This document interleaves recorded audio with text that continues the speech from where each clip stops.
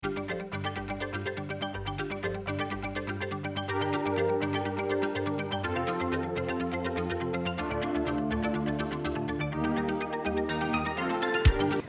tenemos un tema bien polémico e interesante con el cual que hablaremos con José Cisneros acerca de por qué están sucediendo estas masacres, estas noticias terribles que pasan en este país, donde un niño entra a un colegio y mata a sus propios compañeros, o quizás esa noticia que tanto recordamos del muchacho que entró a la película de Batman y asesinó a muchas personas. A los asistentes que estaban allí viendo tranquilamente su película. ¿Por qué sucede esto? ¿Qué es lo que pasa en esta sociedad diferente que no pasa en otras? Y que además no suele suceder, es una excepción, como sucedió en un país del norte de Europa, ¿no? Que fueron en una isla, empezó a matar un montón de gente. Sí. Pero son las excepciones. En cambio, en los Estados Unidos es algo como habitual.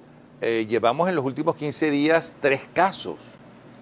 Bueno, aquí la ocurrencia reciente de todos estos eventos probablemente está asociado a un fenómeno que es el fenómeno de copia. Hay mucho proceso de imitación, muchas personas que tienen una predisposición a la violencia, y en particular a la violencia con armas de fuego y con deseos de matar mucha gente, ven las noticias, se ven influenciados y hay una cierta, digamos, estímulo a este tipo de delito verse en forma de ráfagas. Y eso pasa mucho en otro tipo de delitos, ¿no? Una vez que las personas predispuestas a este tipo de violencia se enteran de que está pasando, van y copian el mismo modus operandi, la misma temática.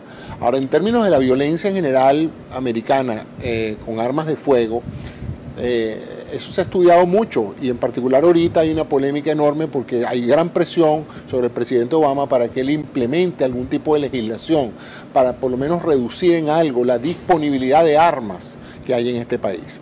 Ahora, eso tiene un elemento histórico tradicional. Este fue un país literalmente que tiene un elemento histórico donde las armas han estado presentes en la sociedad americana desde sus inicios como colonia.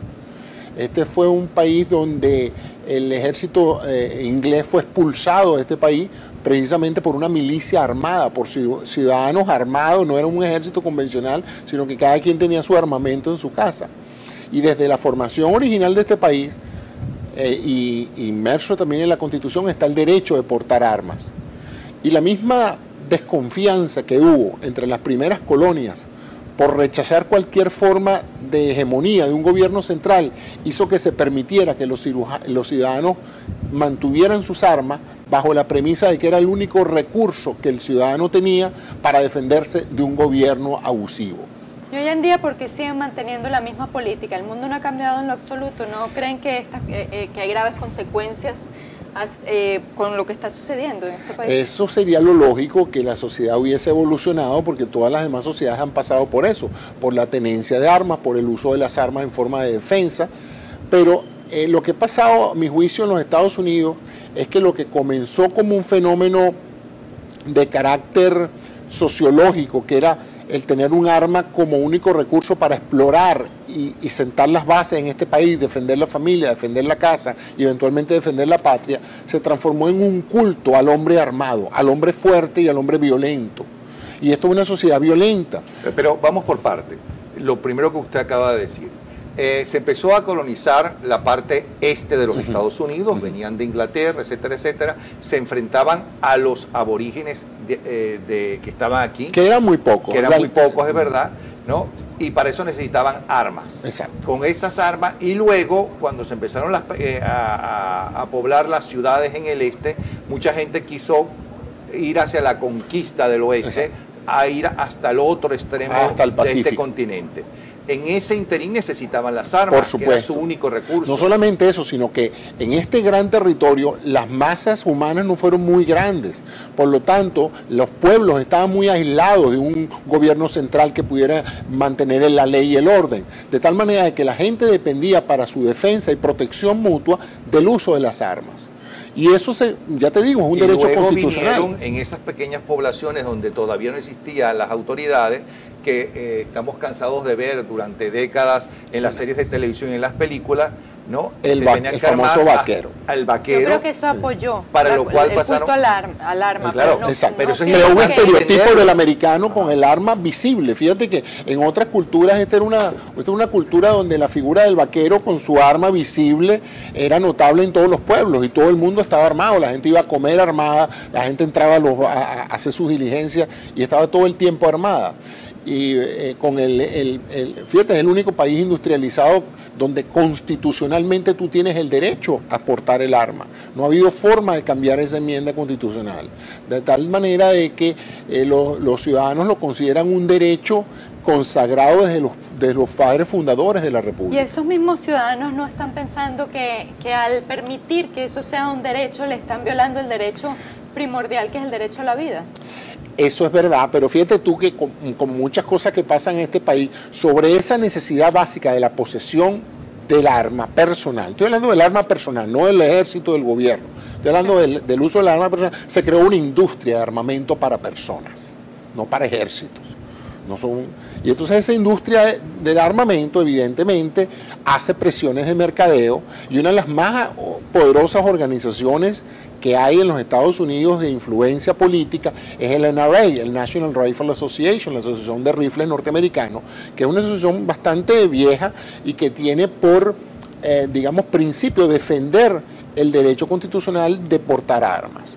Y prácticamente esta gente hace un lobbying constante, un cabildeo constante a nivel de Washington, tanto con los republicanos como con los demócratas, para evitar cualquier tipo de legislación que disminuya la accesibilidad del ciudadano común a las armas, incluso armas de alta potencia, armas de repetición semiautomática son permitidas y ellos sobre la base del derecho constitucional quieren evitar cualquier tipo de legislación en ese Pero si sentido. ni siquiera el presidente Obama ha podido, no ha podido con eso. Ni siquiera el Partido Demócrata, pasado, que es el más abanderado. Ajá. Porque tengo entendido que esto viene de tratar de conservar una tradición que también otra de las tradiciones de Estados Unidos, que es mantener la libertad del individuo. Así es. La libertad de decidir cómo quiere entonces proteger ese derecho a la vida, aunque eso viole el derecho de otras personas. Exacto. Entonces, bueno, fíjate, Canadá es un país también donde la gente que vive en la provincia canadiense está armada. Lo usan para la cacería. Pues. En muchos casos tú vives en sitios tan remotos que todo el mundo tiene su arma, pero no son armas cortas, armas como para engañar, que tú puedas guardar en cualquier parte. Son armas de cacería. Ok.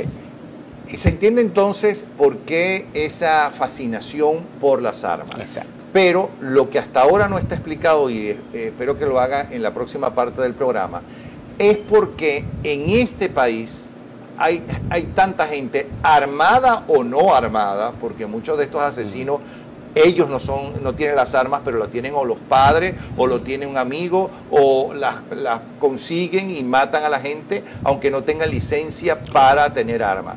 ¿Qué es lo que pasa en esta sociedad? Que hay tantos individuos como esos. ¿Me explico? Sí, sí, te entiendo. Esto lo vamos a desarrollar en la próxima parte de Dos Generaciones.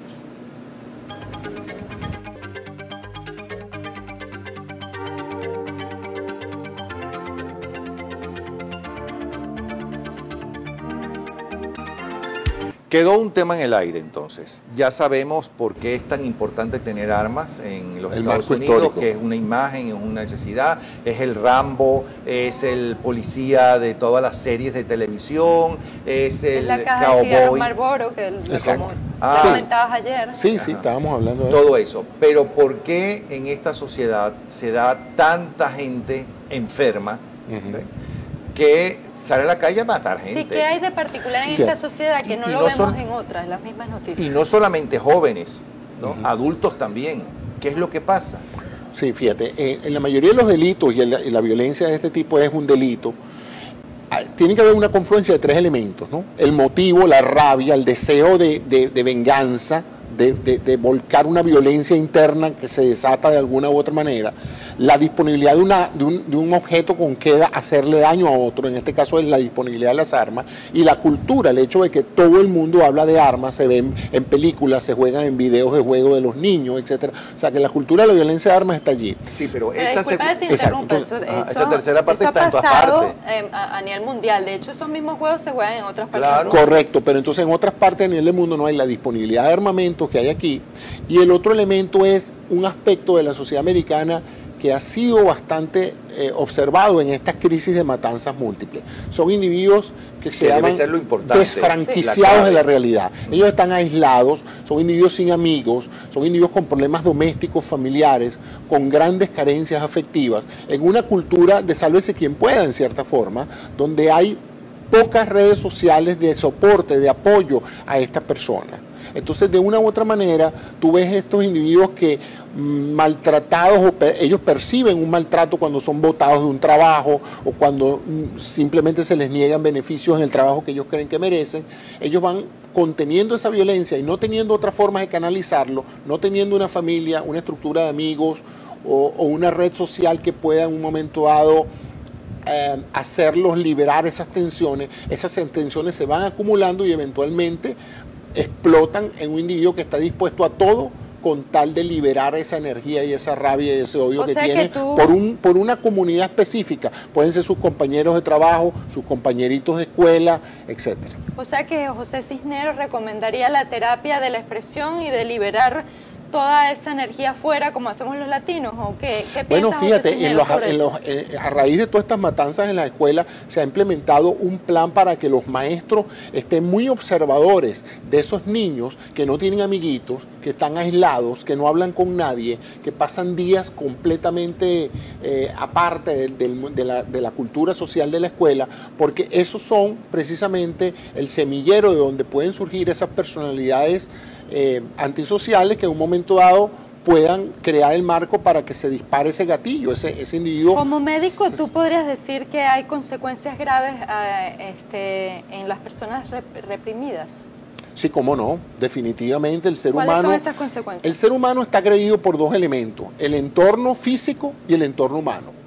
Si tú entras en un entorno físico donde hace calor, donde hay mucho ruido, donde todo lo que te rodea te agrede como individuo, te desbalancea tu carga emocional, tú te pones de mal humor, te pones irritable, reaccionas, apenas te molesta algo, apenas te dicen algo, reaccionas violentamente, etc. Igual pasa con el entorno humano. Si la gente que te rodea te agrede, te humilla, te aliena, hacen lo que llaman el bullying en las escuelas, los muchachitos se meten contigo, te ponen sobrenombres, etcétera. Llega un momento en que eso va cargando emocionalmente al individuo, y si el individuo no tiene una red social que lo apoye, una mamá a quien él le pueda plantear ese problema, unos padres, unos amiguitos con los cuales él pueda de una u otra manera disipar ese grado de aprehensión y de rabia que él tiene por la agresión del entorno, entonces él decide agredir al entorno. Pero usted está partiendo de una base gravísima, que aquí la base de una sociedad que es la familia está fallando, que es una familia represiva y que además no sabe expresar sus sentimientos. En casi la mayoría de estos homicidas de tipo, digamos, en serie o individuos que producen estas matanzas súbitas, se ven unos cuadros familiares disfuncionales por completo. Estos no son individuos normales, con una papá y una mamá normal, con una cantidad de amiguitos que un buen día se deciden hacer este tipo de matanzas. El otro elemento es drogas y alcohol. Porque ¿qué pasa? En todas las sociedades donde hay un consumo significativo de drogas y alcohol, pero además de eso le añades la gasolina, que significa la disponibilidad de las armas en cualquier momento, tú ves muchas trifulcas familiares que terminan a tiros, muchos problemas de tipo pasionales que terminan a tiros. En otras sociedades a lo mejor hay la misma carga emocional, pero nadie tiene 5 pistolas en la casa. ¿Entendés? Sí, yo sí creo que es la suma de la represión con el acceso a las armas, que esa es la suma explosiva que hace que en esta sociedad particularmente se presenten casos como estos, porque por supuesto muchos de los venezolanos que son los que nos ven dirán, bueno, mi país es muchísimo más agresivo y violento y yo me siento en un país muchísimo más hostil. Pero la gente no sale a la calle a matar a todo el mundo. No, normalmente los personajes que interpretan, por decir así, estas noticias son gente marginada de alguna manera o suelen ser gente de clase pobre por alguna razón, pero en este país no. En este país, clase media, clase alta o clase pobre, pasan esos eventos de igual manera. Porque tú tienes el niño claramente psicópata, ¿verdad? La persona enferma mental o una serie de alteraciones que pueden desencadenar estos cuadros. Pero lo que se ve mucho es personas que hasta hace poco eran personas normales.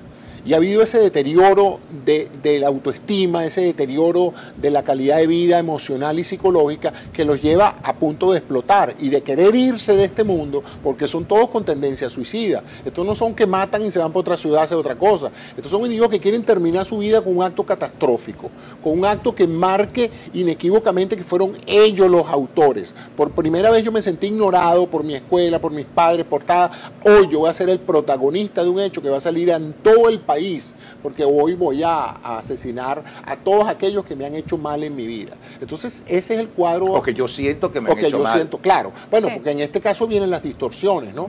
Puede ser que haya consumo de alcohol o de drogas para habilitarse, para poder hacer eso. Ahora, la conjunción de agarrar, no es lo mismo agarrar y coger un bate y tratar de matar a 26 personas a batazos que agarrar una ametralladora o un rifle de asalto, donde es mucho más fácil el matar tanta cantidad de gente en poco tiempo hasta que alguien intervenga. Pero expliquémosle a la gente que no vive en los Estados Unidos cómo es la cotidianidad de una familia norteamericana y cómo es la cotidianidad de la sociedad. Como por ejemplo, que a unos médicos no le permitan entrar en un ascensor, ¿no?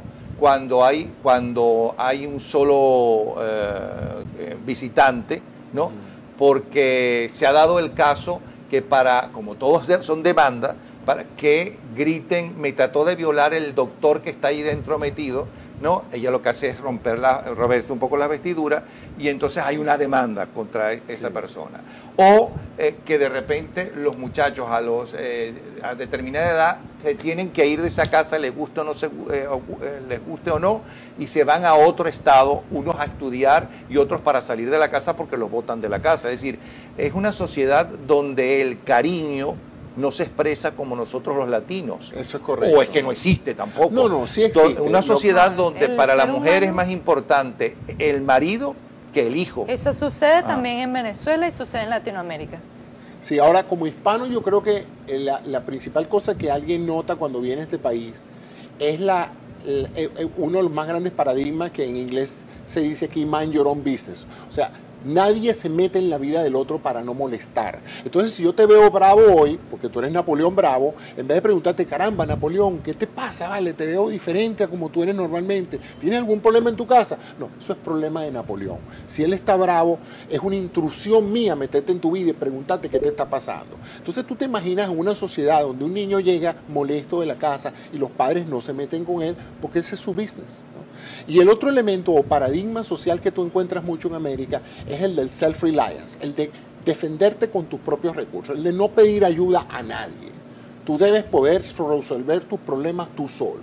Entonces tú no tienes una sociedad como las de nosotros, donde cuando alguien tiene un conflicto interno, inmediatamente tú haces lo que llaman aquí el reach out. Tú sales y buscas amigos, buscas cualquier cosa, hasta una persona extraña le cuentas tus problemas. El tradicional paradigma de la personalidad del americano eso no es problema de nadie. Nadie tiene por qué atenderme y escucharme, porque eso no es problema de ellos. Es más, si yo necesito hablar con alguien, yo le voy a pagar a un profesional, porque para eso hay profesionales, para que me escuchen. Entonces, claro, eso lo puede hacer quien tiene dinero para pagar a un analista y contarle sus problemas y buscar ayuda psicológica. Pero la gente pobre, la gente desfranquiciada, la gente sin trabajo, el estudiante racialmente execrado o alienado de su grupo social, va acumulando esa carga emotiva, acumulando esa rabia y un buen día explota, y a diferencia de la explosión que puede acontecer en otro país, este explota queriéndose llevar a mucha gente. Y luego vienen los factores de medios de comunicación, pues obviamente, si tú ves que de repente una persona que nadie lo sabía, ni siquiera sus amigos sabían quién era, aparece en la primera plana de una televisión acusado de haber matado a 20 muchachos y pareciera como una figura importante porque apareció en televisión, en una mente totalmente distorsionada, eso puede decir, yo quiero también aparecer en televisión, pero yo no puedo aparecer en televisión como un buen estudiante ni como un individuo competente, simplemente lo que sí puedo agarrar un rifle de asalto y matar a 20 personas y yo aparecer en televisión. A mí me parece interesante el tema, sobre todo que ya hemos hablado de la raíz del asunto. ¿Cuál es la historia? ¿Por qué sucede esto en esta sociedad o por qué puede suceder en cualquier otra? Ahora, yo veo dos cosas muy importantes aquí. La primera es que creo que está habiendo un cambio, ¿no? Ya sea la influencia de la inmigración causa distintos... Que haya factores que cambien en el proceso, ¿no? Lo estamos viendo, de hecho, en que cada vez hay un porcentaje mayor de personas que están apoyando el control de armas, que haya por lo menos algún tipo de control o que cambie o modifique esta ley. ¿Crees que eso va a ocurrir? Es difícil predecirlo, yo pienso que no por mucho tiempo. Los lobbies que defienden esto te dicen que el problema no son las armas, el problema es la gente, las armas no se disparan solas y ellos te dicen, bueno, nosotros podemos prohibir todas las armas que tú quieras, pero la gente que va a tener la voluntad de matar 20 personas va a buscar la manera de armarse y va a lograr su cometido porque es gente que sistemáticamente plantea eso. Pero no tienen el mismo acceso que tendría una por persona supuesto, que tiene un padre que fácilmente puede conseguir un arma. No, está en la casa, está en la gaveta de noche del padre, están las Exacto. armas, están puestas en una dispensador para que la gente tú entras a cualquier supermercado aquí y al lado de las cosas cotidianas que se encuentran en un supermercado hay rifles ¿O puestos. qué tal ese muchacho que compró las armas por internet? ¿Qué dicen de eso? Es demasiado fácil y es demasiado fácil aquí montarse en un arma poderosa sin demostrar destreza, seguridad, conocimiento, ni siquiera el pase de un estudio. Te piden más en este país para una licencia de conducir que para tener un rifle de asalto. Es impresionante. Sí, hablábamos ayer que una es un derecho, que es el arma. Derecho. La licencia es simplemente un privilegio que te da el Estado. Pero de todas formas, esos estudios que le hacen y demás, no sé cuál será su valor, porque uno de estos últimos asesinos de este año, creo que era el militar, ¿no? Que mató a sus compañeros. Sí, pasó las pruebas. Bueno, había pasado todas las pruebas. Bueno, es que eso se está dando también otra cosa. Este país ha tenido participación en muchas guerras con muchos veteranos.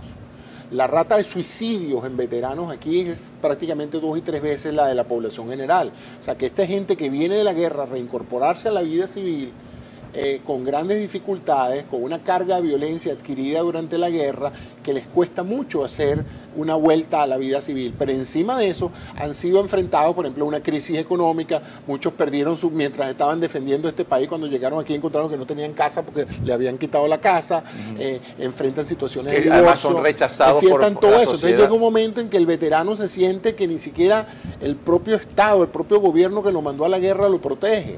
Yo creo que es un conjunto de cosas y además es la contradicción con la que siempre nos topamos del ser humano, porque así como al menos yo admiro de este país el orden o cómo manejan muchas veces el área económica, y en otros casos también admiro cómo hicieron de el soldado o aquel que va a la guerra un ídolo, que también creo que tiene que ver con esta cultura o este culto al arma.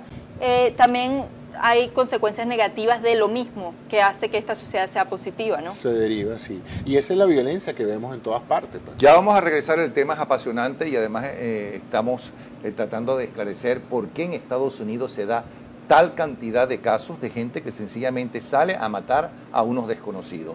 Ya regresamos. No sé si vieron la noticia que está hoy circulando acerca de que ahora va a haber unas mantas con un material que también utiliza en el Army, que puede proteger a los niños contra las balas, además de los tornados también, o sea, doble función. Por supuesto no creo que la solución sea una manta, sino hay un problema muchísimo más importante que ese y de más peso, pero de todas maneras sigo siendo una persona muy positiva y que creo que el mundo puede cambiar y que hay que buscar simplemente otras salidas. ¿Qué salidas recomendarías tú para acabar con ese problema? Definitivamente una mayor concientización a nivel de las poblaciones más susceptibles a esto, porque como te dije, esto no pasa en general, no es que nadie esté exento de esto, pero no pasa en hogares bien conformados, en escuelas de buena calidad, en compañías donde se aprecia y se valora al empleado, o en situaciones donde la gente en general tiene una buena salud mental, física y psicológica. Esto se da en poblaciones más susceptibles, veteranos de guerra, gente pobre, gente alienada, gente que está sin nada, gente que vive muchísimas personas en pocos espacios, gente desempleada, desesperada por este tipo de cosas. Ahí están las cobijas. En las últimas, además bien destacadas por ese color esos son rojo. Esos son paños rojos. ¿Piensas realmente que los niños su reacción va a ser taparse con estas cobijas? No. Ay, por favor. Lo que va a hacer es que si tiene eso una cobija es va a llamar la de atención alguien del que va a asesino. vender Kevlar en manta para ¿Cuál es la discusión de hoy? Que si las cobijas deberían ser naranjas o rojas, no están hablando de más nada, sino de que por qué lo colocan de estos colores tan brillantes. El famoso cuento del hombre que encuentra a la esposa con otro en el sofá y decide que él va a tomar una acción y va a vender el sofá. En este caso mismo es igual, ¿no? Yo pienso que... Pero un momentico, quiero hacer una acotación. Cuando dice que es en las ciudades donde hay gente que está hacinada, dos de los últimos asesinos que salieron a matar gente son en poblaciones muy en poblaciones pequeñas y además que tradicionalmente son poblaciones que no hay violencia. Claro. Sí, pero hay estos individuos puntuales. Lo que pasa es que no se puede generalizar y hablar de un solo condicionador para que esto pase. En esos casos son muchachos como lo que te acabo de describir, muchachos que vienen de hogares mal conformados, que han sido excluidos, que se sienten marginados del grupo social y van acumulando ese grado de violencia en una cultura de armas y tienen acceso a las armas. Pienso que sí, eventualmente va a haber que haber una legislación que limite significativamente la accesibilidad, no para que la gente no tenga armas, pero para que tú tengas un arma puedas demostrar que eres una persona que está psicológicamente estable y que como tengas médico, otros ¿cuáles serían prerequisitos? esas características que tú considerarías que la gente que porta armas debe tener? Bueno, mira, un examen médico y un curso de entrenamiento.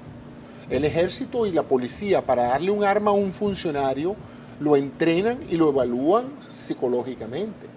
Tú pasas un test donde una persona profesional te interroga, evalúa ciertos aspectos de tu vida, ve tus antecedentes, antes de ponerte un arma en la mano. Y luego, una vez que te la dan, te llevan a una serie de escenarios donde te enseñan bajo qué condiciones tú vas o no vas a usar el arma y encima cómo garantizar la seguridad tuya, la de los ciudadanos y la de tu familia. Eso sucede en este país. Y en el casi mismo todos los país países. que para que te den un arma, para tú comprar un arma no necesitas mayor cosa. Exacto, entonces se ve esa dualidad, pues al funcionario policial se le exige todo eso para armarlo, pero el ciudadano común puede entrar en un centro comercial y se llevarse una pistola de alto calibre sin mostrar más nada que su licencia de manejar. Yo tengo mi corazoncito gringo y debo confesarte que hay muchas de las características de las que tú hablaste que las cumplen otras sociedades, como las cumple nuestra sociedad, lamentablemente.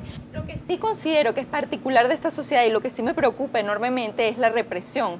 Y por eso me pareció tan interesante que habláramos de qué problemas, incluso físicos y a nivel de salud, representaba la represión. Tú nos comentaste un poco, pero quisiera que me hablaras más de ese tema. Bueno, como te dije, tú te ves agredido entonces por un entorno físico y un entorno humano. Tú tienes que disipar esa carga. ¿Qué sucede internamente? ¿Qué sucede internamente con ese ser humano que siente que no puede expresarse? ¿Por qué para el ser humano es tan importante la expresión? Bueno, porque es la manera en que la evolución nos ha hecho manejar las cargas que nos agreden. Por ejemplo, fíjate, una de las expresiones más impresionantes de salud mental es el llanto. El llanto es la forma de catarsis a través de la cual un gran sufrimiento, un gran duelo, tú lo vences a través de la liberación de ciertos psicohormonas que se liberan en el cerebro y que se van con el llanto. Por eso es que la gente después de llorar se siente mejor inmediatamente. Eso es muy interesante. Tú lloras. Ahora, en una cultura donde te dicen, tú no debes llorar porque los hombres no lloran. Es una cultura donde dicen, llorar es signo de debilidad. Cultura, por eso también, por eso te digo, y es una de las razones también por la cual en la cultura de nosotros, del tradicional machismo, los hombres se ven tienen mayores enfermedades cardiovasculares, producto del estrés, etcétera, porque no expresan sus emociones. La mujer es más expresiva, tiene una mejor red de apoyo. Una mujer se siente agredida por una relación pasional, por un problema de trabajo, por un problema con los hijos, inmediatamente las demás mujeres de su entorno social acuden en su ayuda. Eso es poco frecuente en los hombres. El hombre se va y se mete en un bar y se mete 2 botellas de licor. ¿No han logrado evaluar qué características presentan estos muchachos o estos adultos o niños que cometen estos asesinatos? Bueno, lo que te decía antes, el patrón es el mismo, un hogar desasistido, un abandono total, muchachos que han sido abusados físicamente. Todos son norteamericanos, por ejemplo. Bueno, fíjate tú, es interesante porque aquí se ve mucho también, no en este tipo de homicidios masivos, pero aquí la violencia entre latinos dentro de los Estados Unidos es alta, pero ya es por otros factores. Por ejemplo, están los gangs, las benditas bandas, está la violencia de los guetos, esos sitios de las ciudades donde viven una gran concentración de individuos sin empleo, sin posibilidades de salir adelante, etcétera, y donde la violencia es una cuestión cotidiana, un poco no muy diferente de la violencia venezolana. Por eso relacionan la pobreza, y disculpa que te interrumpa, por eso relacionan la pobreza con los asesinatos o definitivamente, ¿Sí? La pobreza y el entorno. Mira, por el desespero. Tú agarras un entorno humano y aumentas la temperatura, una variable atmosférica como la temperatura, y tú aumentas el grado de malestar de esa zona, de esa gente. Esa gente se vuelve agresiva. Fíjate la agresión que se ve en las calles a la hora de tráfico. ¿Por qué? Porque todo el mundo está agredido por el entorno físico. La cola no te deja moverte, la gente no te deja cambiar de canal, etcétera. Entonces eso se va cargando. Cuando tú llegas a tu casa, mucha gente lo hace con la catarsis física, hacen ejercicio, caminan, se compran una pera de boxeo y se ponen a darle No, claro, golpe. y en el caso de nosotros tienes razón, lo conversaríamos con el vecino, el novio, la amiga, con quien sea. Bueno, doctor Cisneros, muchísimas gracias porque gracias. amplió nuestro panorama y la forma de tratar de comprender por qué aquí, en este continente que se llama Estados Unidos de Norteamérica, que es un continente, sí. ¿no? Mucho mayor, por cierto, que la Europa, por ejemplo, con que tiene tantos países. Y multiétnico. Ajá, y multiétnico. ¿Por qué razón aquí se dan esos casos como no suelen darse en el resto del mundo? Okay. Yo sí creo que irá a cambiar porque ya por lo menos se tiene un presidente tratando de hacer un control de armas. Díganle lo que digan pero al que gobierno. La raíz viene de la familia, o sea que tiene que pero al menos ahora el concepto tenemos del un mundo. Presidente ocupado de eso. No estoy diciendo Te participo, no es muy sea diferente que la cultura de la droga. Si tú te pones aquí a ver, aquí la lucha antidroga cursa con una presencia de la droga en el consumo, en programas de televisión, en cine y todo, que prácticamente vanagloria el uso de la droga. Claro, pero eso sería igual que la gente que le echa la culpa por estas calles en Venezuela de por qué empezó Chávez en el poder. ¿Me entiendes un poco lo que quiero decir? No es que tenga culpa directa, o sea, una causa-efecto, ¿verdad? Pero todo es un coadyuvante, porque evidentemente que si tú tienes, por ejemplo, hace poco vi una película donde una droga se usaba como que si fuera un candy, ¿no? Un confite, pues. Pero eso sucedió en Miami, que lo vendían en las bombas de gasolina. Claro, pero ¿qué me está queriendo decir? Eso es una realidad. No es una realidad, pero el muchachito que ve eso dice, dice, está perfectamente válido. No, y lo que se supone que no deberían ser niños los que están viendo esta serie porque es para mayor edad. En ese caso del candy del caramelo no te dejan de llamar por Skype, déjame decirte. Sí, vale, ¿quién será hasta ahora? ¿Cómo se llama? En este caso, como la burocracia es tan grande, costó muchísimo eliminarla. Se sabía que era una droga y entonces tenían que llenar las autoridades una serie de papeleos, ¿no? De recaudo como para prohibirla. Pero recuerda que también tardaron meses. Hay mucha gente que se beneficia. Claro. A eso iba, que también el tema es que es un poder, las armas. Y una industria que vende, que crea empleo. Claro. Bueno, llegó el momento de despedirnos. Es otro poder. Gracias, doctor Cisneros, por haber estado con nosotros. Ya regresamos.